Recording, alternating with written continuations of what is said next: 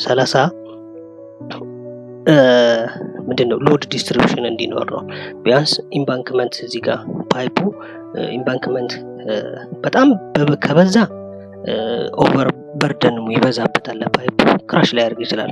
ነገር ግን ደግሞ ወደ አፕግሬድ እየሆነ በሄደ ቁጥር ደግሞ ወደዚህ እየቀረበ በሄደ ቁጥር ደግሞ ቶሎ ዳይሬክትሊ ከሎዱ ኮንታክት የማድረግ እድሉ ሰፊ ይሆናል።